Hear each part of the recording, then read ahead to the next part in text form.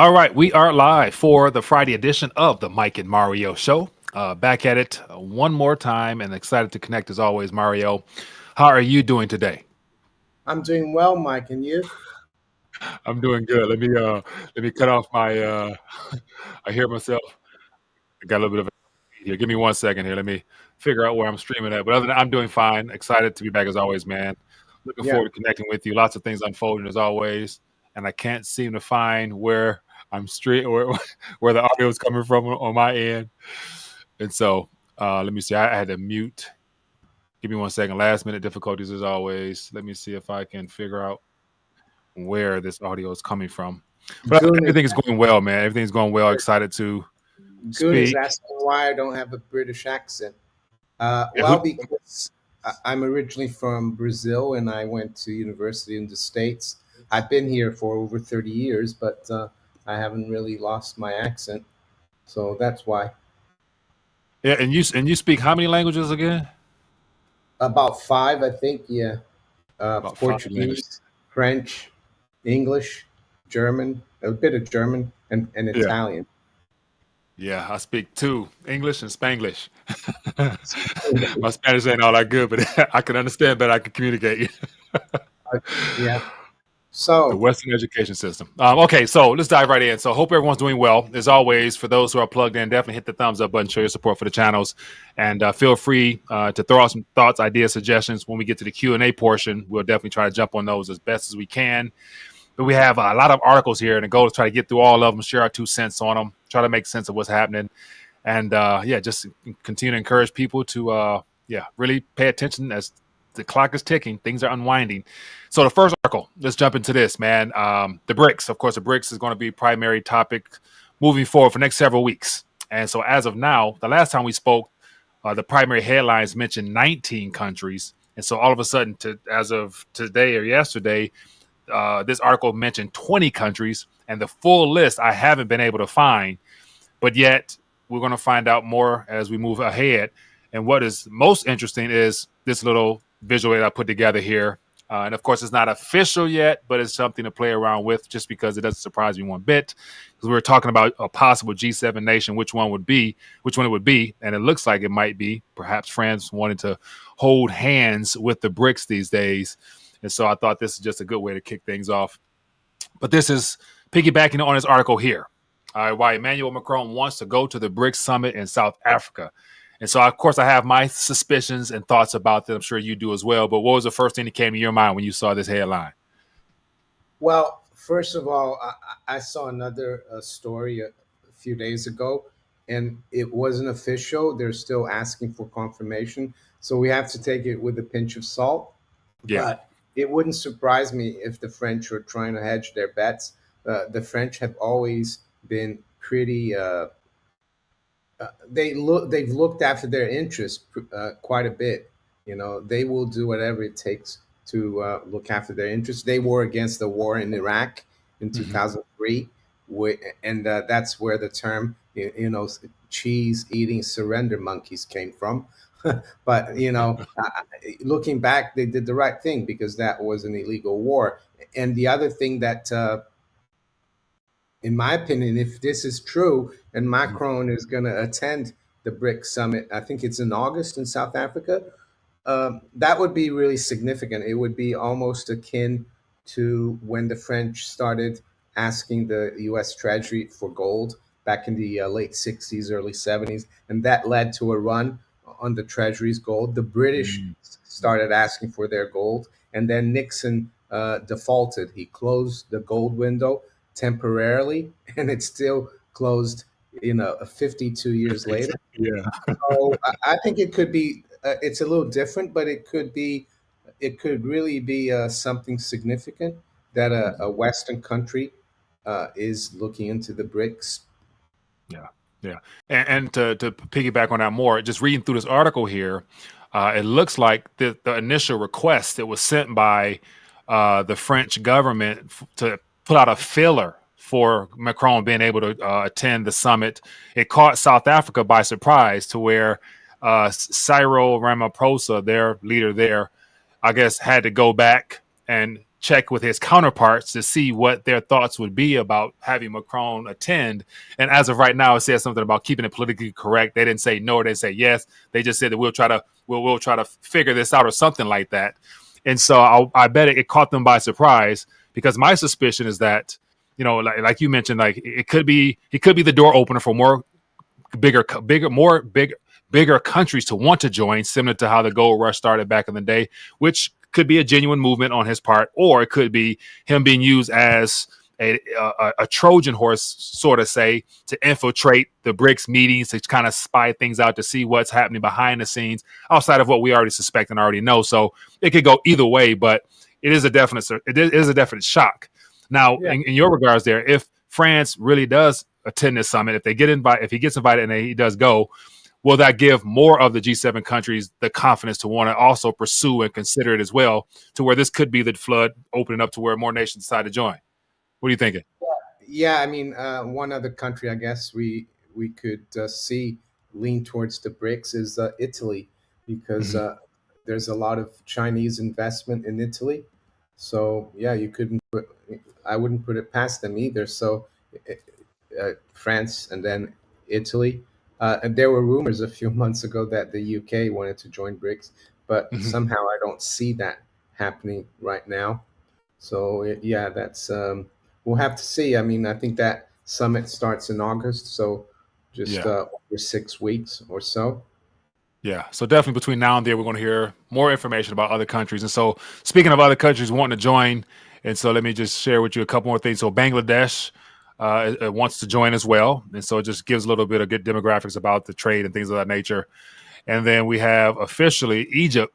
We all suspected it because it was rumors floating out there, but officially Egypt has applied to join the BRICS. So more and more nations are joining, on top of the 20 that are on the fence as well. So time will tell where this goes, but this definitely doesn't fare well for the current monetary structure, all centered around the dollar, because all these countries are looking to make these changes so that they can provide options for themselves other than just the primary one they have. So, so piggyback even more. So here's just another little headline here of events unfolding right now where people are looking for options and alternatives. And so the Asian Clearing Union to reportedly launch swift alternative in this month amid accelerating de-dollarization push. So there's about nine nations or so, of which 2 or 3, as you mentioned, are fairly large, and the other ones are really relatively small. But once again, they're trying to diversify themselves. And it looks like a lot of these articles I read talk about, or that they're using sanctions as one of the driving forces to want to, make these changes out of fear of the backlash from the Western Hemisphere in reference to the dollar. And so this officially, launches this month. And so this is one of many other events unfolding, but does it surprise you one bit? No, and the other argument from the dollar milkshake guys is that these countries are small, insignificant, but when you keep adding them up, I think there's an experiment or something that if you start letting a drop of water into a stadium at a certain rate, it's very slow, but at one point it just floods the whole thing, and I think that's what this is all about. All these countries, we're up to 20 right now, and that number is probably going to grow a lot more. That's going to take a lot of withdraw a lot of demand for treasuries. And we know that in the next 10 years, the national debt is probably going to go over 50, maybe even 60 trillion. So who's going to be buying that? Well, the only way to attract domestic investors or even foreign investors is higher rates. So that's not going to help. And so that's where we are. And I expect them to continue to buy gold as well, like they did last year. Yeah, as you're talking about throwing out a large number about who's going to buy that, and the first thing that came to mind is the Fed's balance sheet, because I remember Jerome Powell mentioned it several years ago, talking about what's too high, what's too much for the Fed's balance sheet, and he made it seem as if we haven't even seen how high it could go if need be. So I'm thinking wow, that wouldn't be good for the dollar itself, but doesn't surprise me one bit. 20 trillion. I mean, and but the thing is, Powell, I think he was asked recently, or I don't know exactly when, about Mhm. that. Uh, and he said the Fed is not prepared to just finance all this debt. But I think he said that just to make him sound tough. But when push comes to shove, they probably have to do it. And maybe you want to look at the Fed's balance sheet now. They're Yeah, talking I about the agree. Fed's balance sheet because I've noticed that since middle of February, the balance sheet has gone nowhere in terms of if you move your yeah, the level we're now at 83 83 88. That's 8 Mhm. trillion 388 billion. It's the same, pretty much the same level if you go to the left to Mhm. middle of February. Yeah, you see, it hasn't really Yeah. changed. We've gone up. We've gone up about 4 billion in the Uh-huh. last 4 months, uh, net. So the Fed is not really tightening there. Yeah. So and then I've looked as well at the balance sheet of the Bank of England. They don't Mhm. have charts like that. They're not as transparent. Yeah. But I wrote down some numbers back in December 18th, 2019. And why that date? Well, because that was just before 2020. Uh, Mhm. the the the Bank of England had 444 billion 997 million in QE assets, and now it still has 823 billion pounds. And the top was like around the end of 2021 where they had 894 billion. So their balance sheet is still up 85% since before 2020. And that's why I think we still have high high prices, what people call inflation in the UK. Yeah. They printed so much money, and the Bank of England forgets that we don't have the major reserve currency, so people are not going to demand pounds as much as dollars. It's one of the reasons why the Fed is able to do so much QE is because Mhm. it's still got the major reserve currency, and I think that's why the UK has got an inflation or price problem, and it's not going to stop. Yeah, Yeah, so I sent you this here.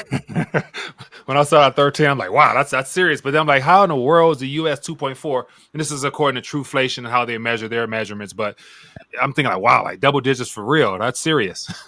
well, the UK is fairly accurate, I would say, because the RPI is around that level, the retail price index. Yeah. Yeah, but the US one at 2.4, maybe that's no, I don't think that's very reflective of how much prices are rising in the US. I mean, Not you at probably all. Not at all. But it's just interesting how once again they can throw out a number and everybody runs with it, and we're expected to just accept it and just move on with our business. And they're telling us that things are getting better, but in actuality, we know they're not. What else? Okay, so for those who are checking in, definitely hit the thumbs up button, show your support for the channel. We're gonna get to the Q&A after we get through a couple more headlines here, but let's talk about. Okay, so there's lots of things to talk about. So were you surprised by this past week's pause? And is this pause? This is is that pause the signal to the upcoming pivot? Because they led us to believe that there's still going to be some more hikes on the table, but then why even bother to pause if all the indicators are already lagging behind? So, what are you thinking about that? What was your thoughts? Yeah, we're talking for those who don't know about the pause. It's the Fed's pause. They Yeah. paused raising rates, so it's been a bit of a gradual move because if you remember well, they were raising rates by 50 basis points. Then they went down to 25, and now they've paused. But at the same time, they wanted to seem tough, and they said Powell said that the for the July meeting, which must be towards the end of July, he said that it's a live meeting, which means that they could raise rates. But yeah, I think they don't really know what's going on and they are concerned about things and that's why they pause. But at the same time, they're trying to tell the markets that they want to be tough. Hmm. But I know it hasn't translated into much higher gold and silver prices, but I've noticed the dollar versus the fiat currencies is dropping quite sharply. So I would expect that, yeah, it could be the first sign of a pivot, But at the same time, they keep saying, "Oh, we could raise rates again. We're going to stay elevated for a long time." But I could see a major crisis again in the next 6 months, like we saw in March Yeah, with the banks. yeah. Headline you sent me about just the month-to-month data is a distraction from the real indicators, which show that there's already extreme recessionary pressures going on now, and this could be a part of why they decided to come out with this, this so-called pause on their part, just because they're not wanting to admit that things are as bad as they really are. And so, what better way to cover that up by saying that we're going to pause and reassess and just see how things go from here, because we're making good progress with our with our objectives of bringing inflation down. Then they come out with some bogus figures at 4%, as if like that people really believe that. So yeah, so here's just a little headline here that you mentioned, and it talks about just when we get here, the unemployment, is ticking up, and of course retail sales is trending down, and the overall ISM and stuff like that is not really showing anything of confidence as well. So everything points to a recession. And factor in what's happening in Europe as well. So, like, the U.S. is right behind the Europe with the recessionary stuff. So, what else you think about this? Yeah, jobless claims came out yesterday. It was at 262,000 weekly jobless claims, and Yeah. earlier this year and last year it got below 200, which is quite healthy for the labor market.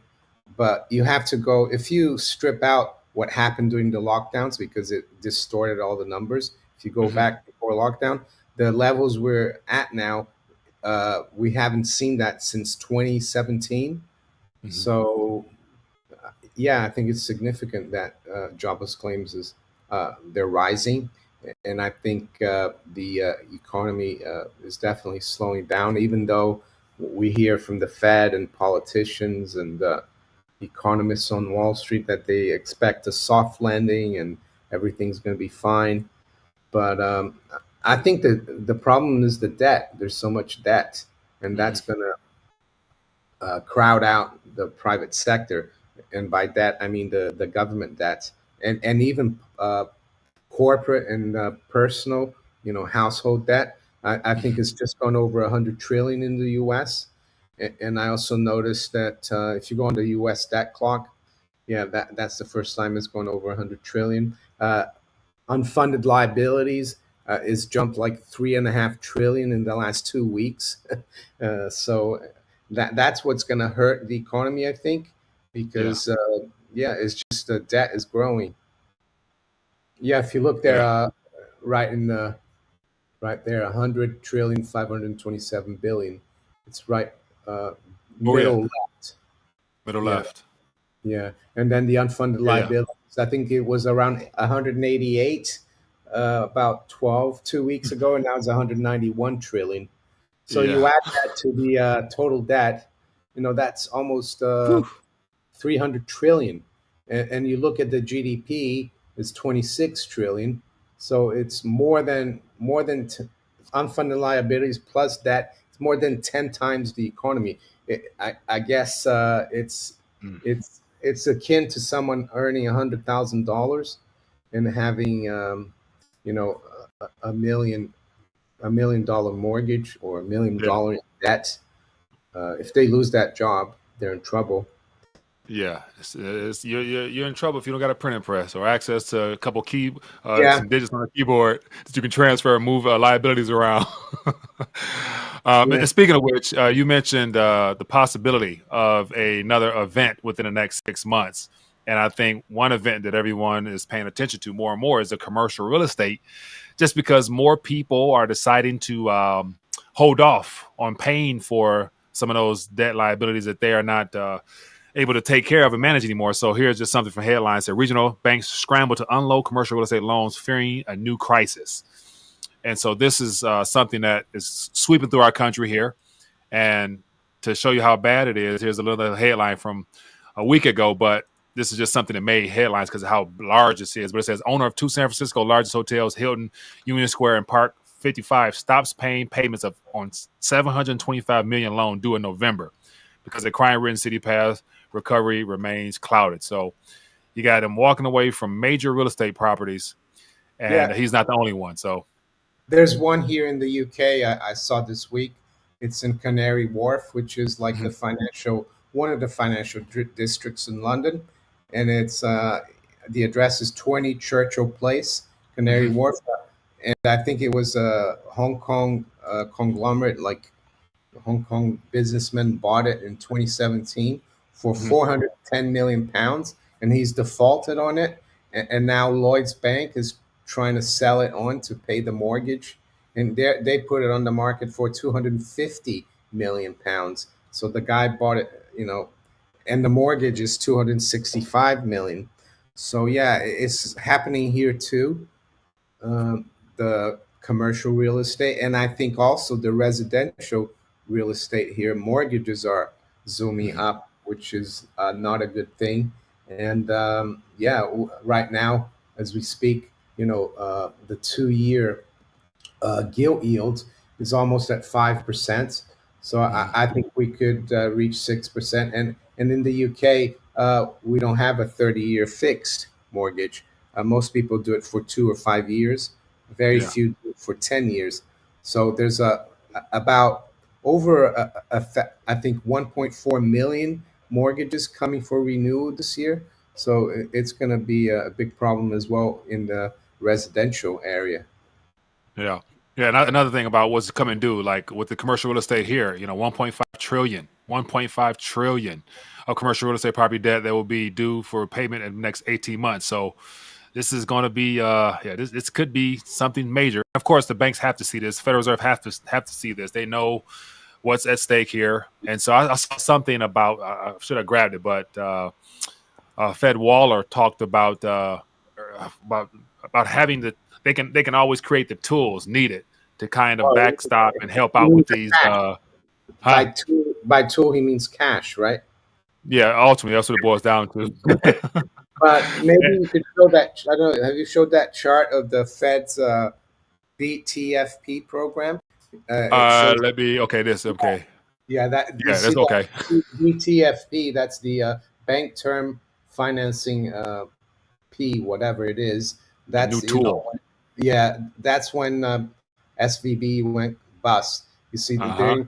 they're bailing out the regional banks, and regional banks, I think they have 60 to 70% of all the commercial real estate loans. So Hmm. it's still still not out of the woods. These banks. Right. Right. So ultimately speaking, the banks are still looking to take advantage of this emergency lending facility because they're having issues on the back end. And so right now in the mainstream news, the banking sector is it's calm, it's cool, collective, it's not being talked about. But these charts show here that they're still scrambling for funds to prop Yeah, themselves up. So yeah, ain't no tightening here. It's still expansion. yeah. What else? Let me So keep. we Okay, got so some we got it. questions. Go ahead. Just All right, go to what we the got? Okay, let's questions. get some questions then. Yeah, We because go to some questions then. I've seen some questions here, and just wanted to Highlight, yeah, highlight at Manico64 or at Rethinking a Dollar so to stand out, and then I can yeah. grab it. I mean, first I want to thank John Lord for his super chat. He says, "Good evening, Mike and Mary. Looking forward to another great episode. Um, great work, guys. Much appreciated." And William MCPD, he's asking about platinum. Do you have any view on the platinum market? Me personally, I haven't Yeah, ventured into the platinum scene, but yeah, then again, I know it is highly favored by a lot of people, and is obviously is doing quite well. yeah, Market is less spoofed than the gold and silver market, so yeah, yeah. anything precious and real, get a hold of it. Yeah, I mean, recently platinum broke out of a strong resistance, and I think it went up above $1,100, and now it's come back down to just around 1,000. I still think it's a good metal to have. It's a precious metal. It's Hmm. also a industrial commodity, and yeah, I still favor commodities. So what it looks like technically has happened here. It broke out and it's come back to retest the breakout. That's how I Hmm. see it. I don't have any platinum though. I stick to gold and silver in terms of precious metals. And we Yeah. got quite a question from low blood pressure. He asked me, "Where's my next vacation? Am I going back to Italy?" Well, low blood pressure. Yeah, there. I don't know if you've seen it there. Not going to Uh, Italy this year. We're gonna have a vacation in England. They call it a staycation. And why? Well, because it's easier to travel in this country with Rudy. Rudy's still a puppy, so we booked a hotel where you can take dogs, which is nice. So yeah, we're gonna do a staycation. all right. Here's a question from UK.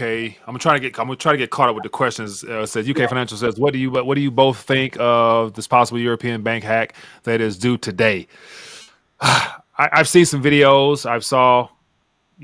Some thought. I've seen people comment on it. Once again, it's one of the things. Until it happens, it's all just we're all guessing. Nobody knows for sure. So yeah.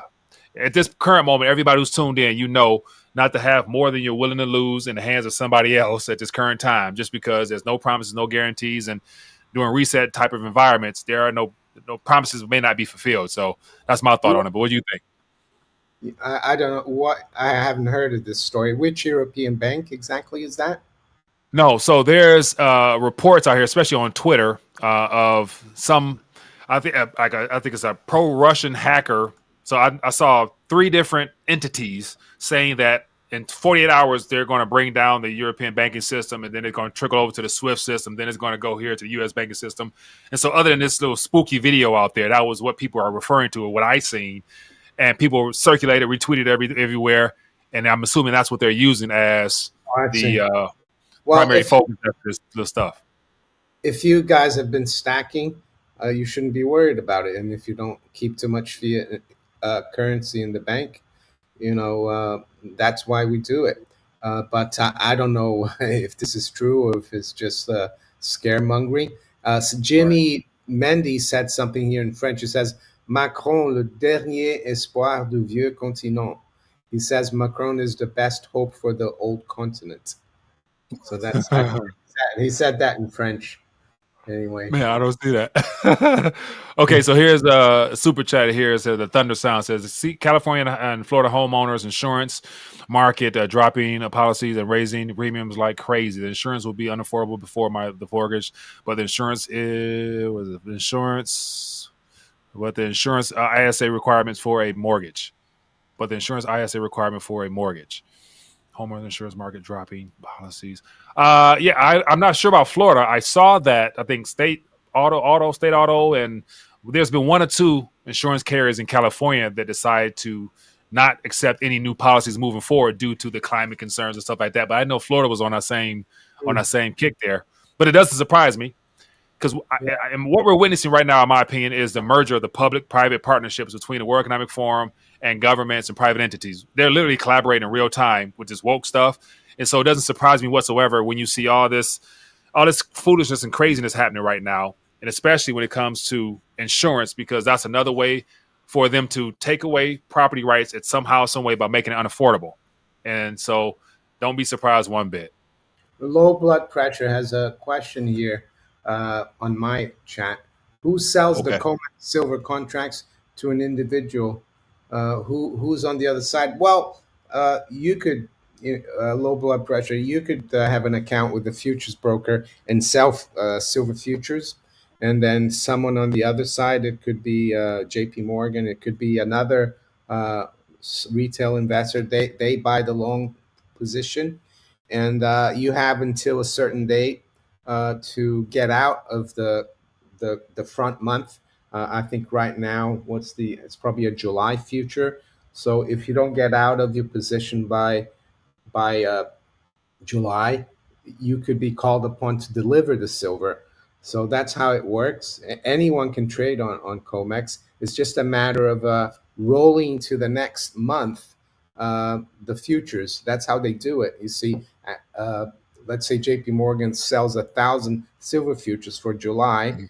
Uh, when the 1st of July comes, before that, they'll just roll until the September contract. That's how it works. So they don't have to deliver or and the long position as well. A lot of people go long silver because they just want to have exposure to the price. So they make sure as well that they roll over their position to the September when the delivery date starts for July. So how do they roll it? Well, let's say I'm long 100 silver futures, July silver futures. So before the end of June, I will sell the 100 July and buy 100 September. So you roll over. So that's how they keep the game going. They keep rolling that. And there's very little delivery of actual metal.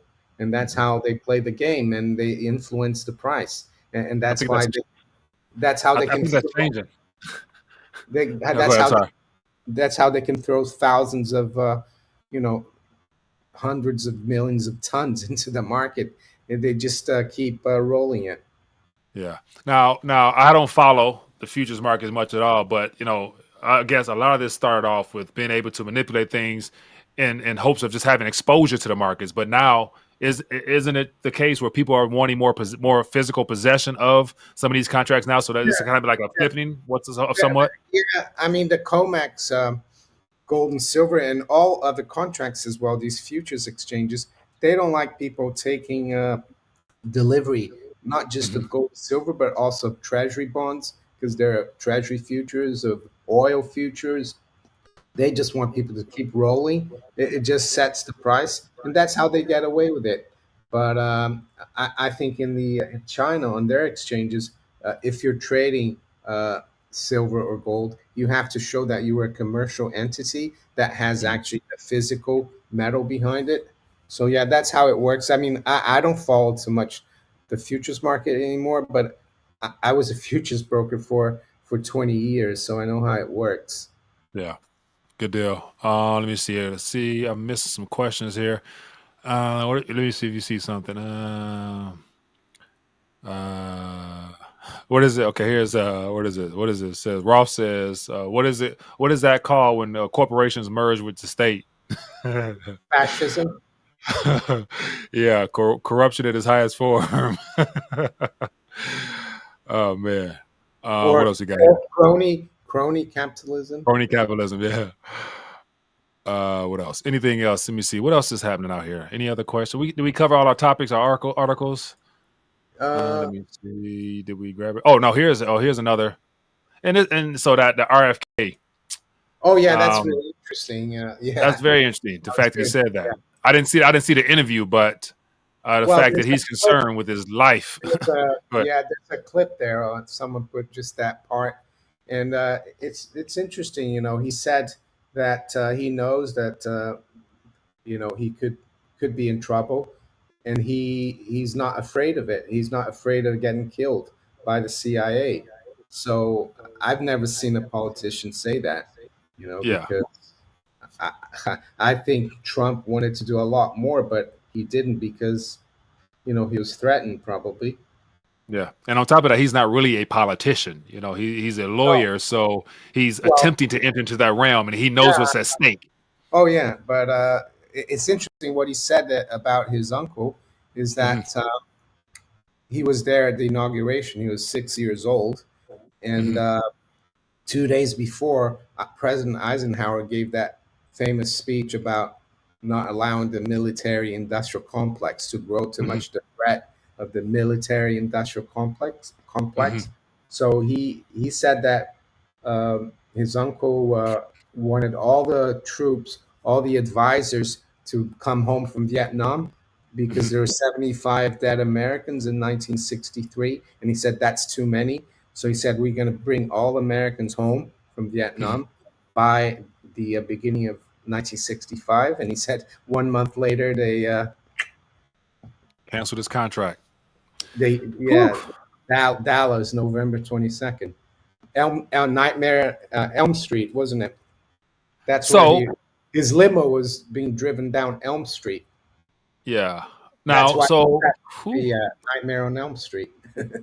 And so for me, that's more than enough proof to go. If you try to go against the establishment, whatever it's called, if you really, really, really try to stand up and make change, things like that happen. And that's why I'm concerned with our political season. Like nobody is really talking to that Yeah. level of And type of change. They want to make things great, yada yada. But systemic change is much harder to accomplish. he said that the CIA is the instrument of the military industrial complex to foment all the chaos and the wars, to keep them making loads of money. And have you noticed that? I mean, the last war the U.S. won was World War II.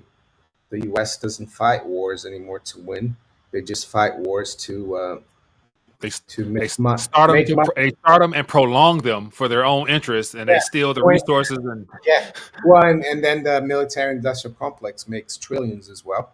I mean, Afghanistan, 20-year war. yeah, and we know better for it. And then China swoops in and try to make peace and redo the country. What else? Ridiculous. No more. I don't see any question. Let me see here. World is fighting back Local against. pressure is saying, will RFK Jr. bring back the silver certificate? I'm not sure. But one thing about the Federal Reserve, because JFK, after they tried the Bay of Pigs invasion and he refused to send U.S. troops to help, he wanted to get rid of the CIA. And I think the financing arm of the CIA is the Federal Reserve. So Yeah. So that's wishful thinking there, but maybe like you silver, period. You don't need certificates, low blood pressure. You right, just need, constitutional silver coins to circulate. That's the best thing, I would say. No right. paper. It'd be good for a candidate to talk about gold and silver as a part of his platform moving forward. The importance of having it, encouraging Americans right now to go out and get some as an insurance against all the craziness and the Federal Reserve. Like that'll be some talk that I would really get behind because Mm. that's right in alignment with what I'm already trying to preach my dang self. So, but of course, we're talking about a gold back currency. That's what we're talking about, or making Bitcoin legal tender. Well, I think I heard RFK Jr. speaking about, I think it was on Twitter with Elon Musk, Mhm. and he said he mentioned that his uncle wanted to bring back, the silver certificates Mhm. and even gold certificates, which I didn't know about. But Mhm. maybe he knows more than I do. Of course, he was closer to the his uncle, and he said that he wanted to do that so that the Fed could manipulate things as they do with fiat currency. So I really think he's aware of gold and silver and how Yeah. important it is.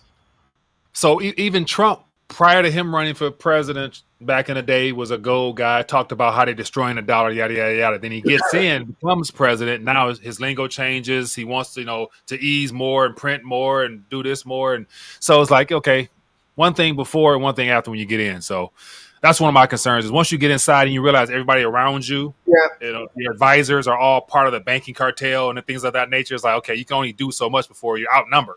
And so I we all guess know presidents don't really run things. Go ahead. even RFK Jr. then could have the same problem if he were to get elected. Correct. You can start off well with good intentions, but you get in and realize you'll be against a big monster, and that's all she wrote. And one by one, things change. It says, if we are all slaves to the note, does that mean the Federal Reserve are slave owners? I wouldn't Yeah, just say Federal Reserve. I would say that the central banking model in of itself is a debt-based slavery style system that mm, uses national currency. They privatize national currencies at their own at our expense for their benefit, and yeah. governments are subjected to it as well. Go ahead. The slave owners are the people who own and control the central banks, the Hmm. very wealthy, multi-generational European and American families that have been around for hundreds of years, that own a lot of land. they're Right, they're the slave holders. right. Yeah, we all know who those families are or who they could be. So, all Mhm. right, we're about that 40-minute mark. What we got coming up? Anything else happening for the rest of this month or next between now and next week that you're aware of that's worth keeping an eye on? Yeah, on Thursday we have the Bank of England meeting. They are expected to raise rates because we have our CPI or prices. I hate saying inflation because it's not really inflation; it's price rises. It's still out of control. Mhm. So that's on Thursday. So that would be interesting to look at. But yeah, nothing really that I'm aware of in the next week. But yeah. Um, yeah. So other than that, so real quick, just for those who may not, because I was talking about this the other day. Outside the BRICS summits, there is another summit taking place right now as we speak, and it happens to be the St. Petersburg International Economic Forum. And just real quick, I want to highlight something. I was thumbing through this, and four of their primary themes for this conference, and so it ends tomorrow. And the first one on here, let me just bring this up. It says the first theme is, quote, the economic order responding to the challenges of the time. And it talks about the government's decision, including remaining interconnected between the SCO, the BRICS, and the EAEU. And the session's participants note that a new system of international settlements on both bilateral and multilateral basis should be created at a matter of priority. So they're right now talking about alternatives as well. So they're talking about that right now at St. Petersburg in Russia. So that's something to be aware of. And then also we have the World Economic Forum. Their meeting is at the end of this month. And they're talking about the changes they're trying to bring to the world in not so good way. So everybody's meeting these days. So just going back to the SPIEF conference in St. Petersburg, that's where Vladimir Putin, I think it was in 2021, he made a speech there. He always makes a speech at SPIEF, and he said that the dollar was based on mythical values, and the whole system was not sustainable, the fiat currency system. And I think that's the way I'm not saying the BRICS are perfect. I'm not telling you to invest in those BRIC countries, but I think they're trying to move away from this fiat currency speculative system that we have, because a lot of these BRIC countries, they have a lot of natural resources. They want to develop their economy. They don't want to just have people borrowing and spending and speculating. They want a balanced economy, in my opinion. So it will be interesting to see what he's going to make a keynote speech. That's what I meant. He will make a keynote speech probably this weekend. I don't know when that ends, and it will be interesting to see what he says. So he had the first speech. Kazakhstan had the second speech. President Xi did a video conference, and another major leader did another video conference as well. So it's ultimately the same BRICS nations. They're having just a pre-conference. So, and the U.S. wasn't invited. So. Well, actually, in 2021, a lot of Western journalists, economists, business people would go to St. Petersburg. But I think now with what's going on in the Ukraine, they've kind of boycotted the SPIEF conference, even though they might have been invited.